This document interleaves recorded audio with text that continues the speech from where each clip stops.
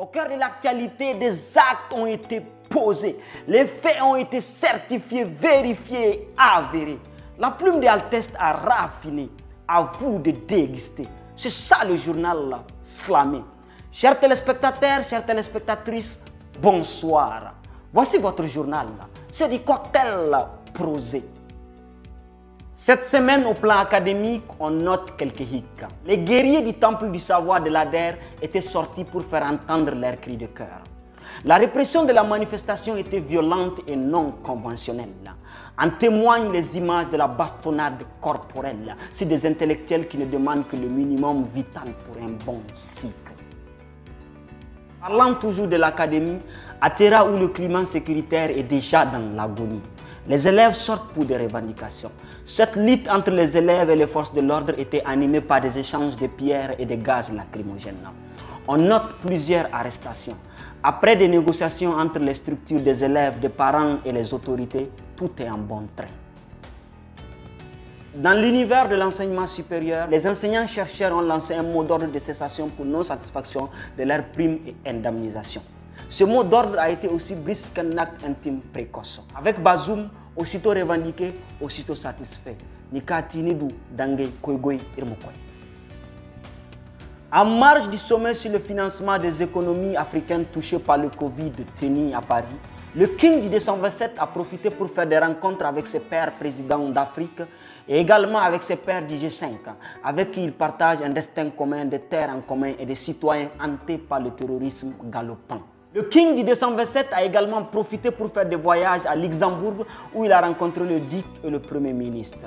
À Luxembourg, il a signé le partenariat PICAP de 144,45 millions d'euros, axé sur la sécurité, l'assainissement et l'eau. À Bruxelles, il a rencontré le président du Conseil de sécurité de l'Europe et également le gouvernement belge pour des coopérations très fructueuses. Notons que ces voyages nous ont tellement surpris, tellement de modestie venant de lui. Il a fait le trajet Paris-Bruxelles en train et le trajet Bruxelles-Luxembourg en voiture et aussi avec une équipe très réduite. Ainsi, il a fait respirer la caisse avec moins de dépenses. Encourageons le boss dans ce sens. Tellement de défis dans le viseur qu'il doit être fort pour y parvenir. Car il a le défi de repositionner le Niger après que le PNUD a affiché dans l'indice de développement humain des 10 dernières années le Niger comme dernier. Cet affront doit être lavé. Au plan sécuritaire, direction Tillabéri. Ce 23 mai, les acteurs de la société civile et les structures jeunes ont crié leur ras-le-bol, car la région coule dans un océan du mal. Ils veulent prendre les commandes du navire avant qu'il ne subisse un naufrage digne du Titanic. Ils veulent et souhaitent s'organiser pour se défendre au lieu d'attendre des solutions qui refusent de naître.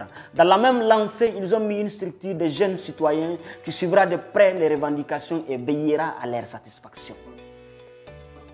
On se rappelle que la semaine passée, la population de Anzourou a retrouvé abri dans l'arène de Tillabéri. Les politiciens, des acteurs de la société civile et des ONG ont apporté leur soutien et ont prononcé des discours d'encouragement. Dans ces discours figure le discours d'un jeune de la société civile en noir qui taxe les politiciens de la zone d'être des bandits à la solde qui ne cherchent que pour leur compte et non le peuple. Et malgré leur parenté, il n'a pas manqué de citer le président de l'Assemblée comme exemple qui doit tout à ces populations exilées par manque de paix. Le jeune entrepreneur et fervent défenseur rose, le seul qui a pu dompter un aigle dans le désert de Dubaï, Gamache, choqué par le propos de l'activiste, l'attaque dans un propos Facebook en indirect. Il taxe ses propos de populiste. Aïe aïe aïe, ce pays commence à me plaire. En noir contre-attaque dans un autre post Facebook de manière directe. Il atteste être ressortissant de Anzourou et que ce n'est pas du Mativi. Il affirme ne pas être sur le trottoir des sans valeurs politiques. Il va loin en indexant le type comme un Keller House pour se payer une bagnole V8. Notons au passage que les populations de Anzourou sont réparties sous escorte militaire. On est en droit d'espérer qu'ils seront protégés et non rapatriés et laissés.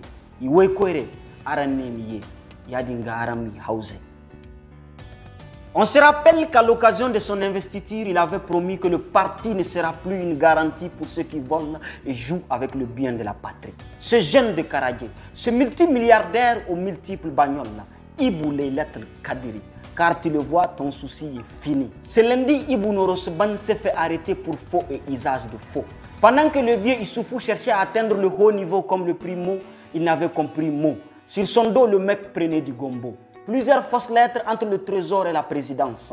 Irgo Goy Arango Girzotaze. Ce mec qui attend crier Seybazoum, actuellement à Gossa et Kassizé Doum. Alors l'alarme sonne, qui déconne, on t'emprisonne. Avec Bazoum, le cœur de l'entourage bat plus fort. L'empereur hors pair, le nouveau conducteur de Guémer a lancé un type hors pair avec Mr. Tafa. Un couscous local, un flow local, un style local. Dans un décor et sur un beat tradi moderne qui coupe le souffle. Allez-y sur YouTube et venez crier avec nous. Hakazali, kazali, kazalika. Au plan international, ce 20 mai, lancement de la pipeline Bénin-Niger. Ce projet de 608 milliards, long de 1980 km. Ce projet nous permettra de booster la production du pétrole de 20 000 barils à 100 000 barils et au long terme à 200 000 barils. Ce projet créera 3 000 emplois et durera 2 ans. Sur l'exécution de la West Africa Oil Pipeline Bénin. Les fake news sont plus dangereuses que tous les missiles et les chars de l'histoire. Elles courent plus vite que la lumière et paraissent plus vraies que la vérité. Elles peuvent décimer l'humanité ou nous faire perdre notre humanité. Alors avant de publier ou de partager, il faut vérifier et revérifier et surtout voir toute la crédibilité. C'est la base d'une vidéo où l'armée du Nigeria torture les éléments de Boko Haram sans comprendre la langue, ni les codes, ni les messages. En Côte d'Ivoire, une influenceuse du nom de Success pousse la jeunesse ivoirienne à décimer les Nigériens vivant sur le territoire ivoirien. On dénote un triste bilan dans la mort d'un de nos concitoyens, des commerces pillés ainsi que des graves blessés. Notons que le gouvernement ivoirien a réagi promptement à repousser les manifestations et engagé des sanctions, notamment à l'égard de celle qui a tout déclenché, qui est condamnée à 5 ans de prison et à payer une amende de 2 millions. Toutes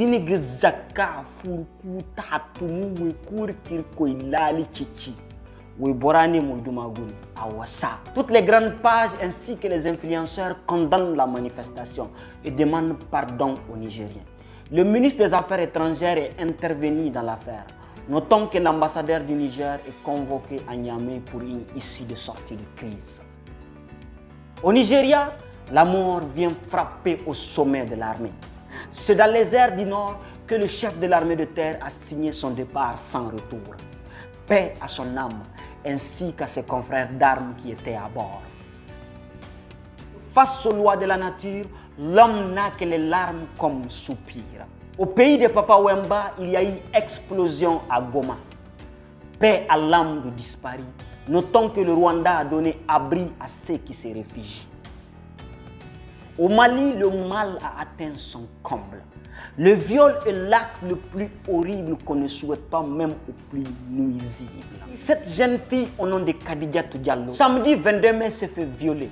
Après que son âme ait été souillée, son cœur et son corps n'ont pas supporté. Elle a succombé. Plus la rigueur de la loi s'appliquait sur tous ceux qui continuent cette inhumanité. Aranir Hawandi, Haikango Chini Titkuke Bonzongo Tachi, Ngunoara Gichichi de Gabi, Genjimara Tutkubu. Des professionnels du vol ont frappé fort au pays de Fort. À Lomé, à Décon, une banque s'est fait braquer. Tout a marché. C'est dans le trajet retour, avec la course-poursuite des policiers, que le butin est tombé. Ça fait mal pour les braqueurs et ça fait bonheur pour la structure.